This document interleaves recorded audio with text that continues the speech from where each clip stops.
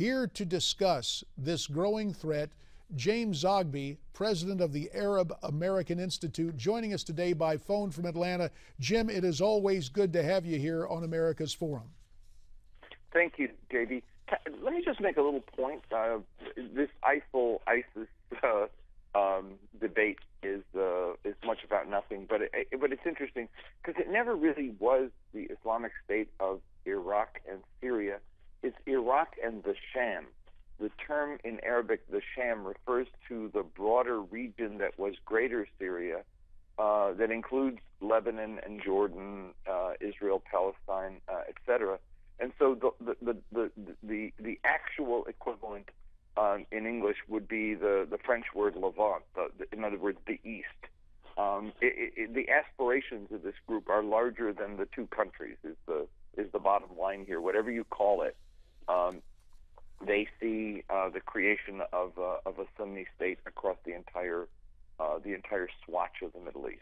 And Jim, considering the fact that there are those who say, yes, well, it deals with that region, but eventually there are global implications, let's obviously deal with the region.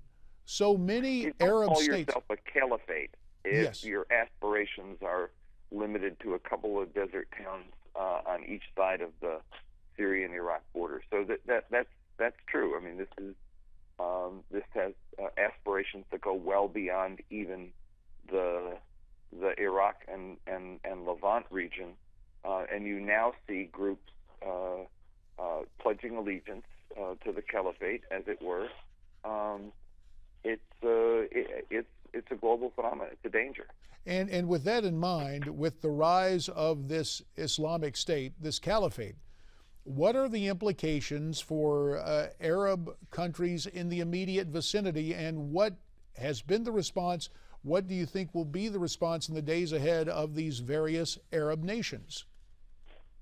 Well, the challenge is a great one and requires, I think, a regional approach. I actually believe that the president, by not leaping into the fray and sort of unilaterally going at it, has done the right thing. There is an important challenge that this poses to our allies in the Gulf, to Jordan, to Egypt, to the governments of North Africa, to see this as a challenge that they must address in a truly cooperative regional fashion. We can provide some assistance. I think that the bombings that were done that rolled back their advances from going as far north as Erbil, the tactical assistance we've provided to the Peshmerga and to the Iraqi forces have made a difference, and you see the beginning of an advance there. But the lesson in this is that America can help, but needs partners on the ground to do the job. The last thing we want to see, or that we should want, is to see America directly engaged, fighting itself alone, as we did in Afghanistan, trying to uproot and destroy this group. It would not succeed. It would be a mission that we would be ground down fighting for years to come with untold consequences to the homeland.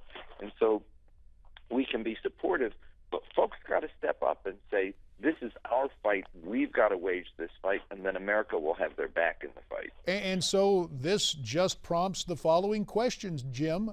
Will the Arab nations in that vicinity rise to the challenge and prove out what you say to be the wise strategy at this point by our president, which I think diplomatically would be stated as cite the concern but go slow in terms of American involvement? And say to guys, this is your fight. You know, we'll hold your coat. We'll supply you, but you guys have to do the work. And so I think, yes, I do think that they'll rise to the challenge. I think that they've got to put their act together, though, and I think that the Saudis are taking some of the right steps. But you know, we can also play the role of convener, and I think that may be the one area where I'd find some concern here, is that we haven't publicly brought folks together around the challenge of what they have to do. helping them set an agenda, helping them organize their forces.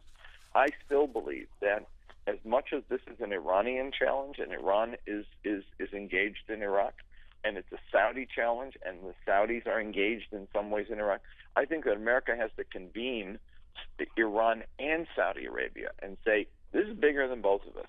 This is bigger than both of you and us, and you've got to figure out a regional way to create a security framework that helps defeat this extremism and create stability in Iraq.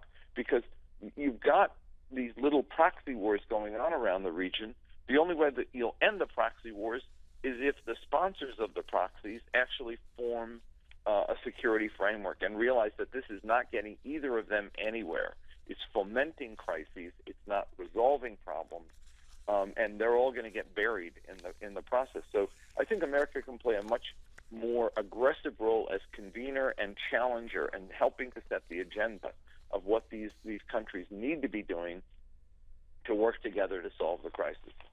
James Zogby, just one, we have about 30 seconds, but would that mean America going, quote, to the Arab League, saying we'd be happy to sit down with you? Is that something that's likely? It would be. It would be, but I think that the place to start is with your allies.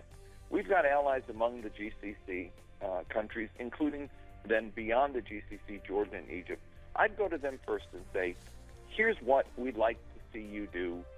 You help set the agenda, and then we'll bring the Iranians in. Out of time, Jim. We hear you. Okay, Thank you for your points. Jim Zogby, thank you.